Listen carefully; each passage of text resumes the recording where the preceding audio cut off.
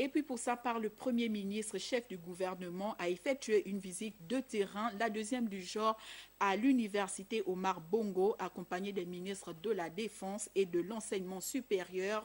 Julien Kogue-Bekale a, au cours de cette visite, réaffirmé l'engagement du gouvernement à détruire le bunker, bâtiment inachevé de l'IOB, lieu de tous les vices.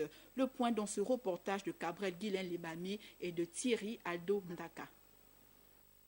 Il faut que tout soit rasé. C'est ce que l'on peut retenir des propos du Premier ministre lors de sa deuxième descente de terrain au bunker de l'université Omar Bongo. Une descente de terrain à laquelle ont pris part les ministres de la Défense nationale, de l'enseignement supérieur ainsi que le recteur de ce temple noir.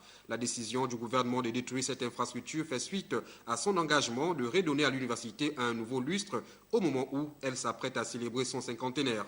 Au-delà de la visite du bunker, le Premier ministre est allé faire un état des lieux des pavillons de la cité universitaire fermée pour cause de réfection. Il a par ailleurs visité l'un des théâtres construits il y a quelques années et qui est dans un piteux état. Incendié récemment, le matériel qui s'y trouvait est dérobé chaque jour par des personnes inconnues.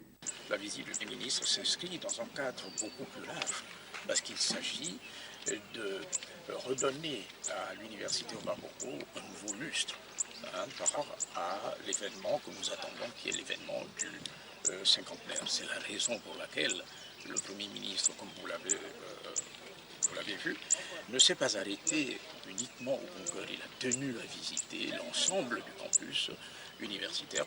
Des actions fortes du gouvernement sont attendues ici pour que les travaux de réflexion soient entrepris. Et ils ont déjà commencé, comme vous avez pu le constater, à partir du haut. Il y a des travaux aujourd'hui et au niveau du pôle scientifique de la faculté des lettres et sciences humaines, et des travaux de voirie également, et dans plusieurs autres salles de classe, par exemple l'amphithéâtre Isaac Dema, l'amphithéâtre Léon Auger et l'amphithéâtre Lino Ligual. À terme, ces travaux exécutés, c'est toute la communauté universitaire qui bénéficiera des meilleures conditions d'apprentissage.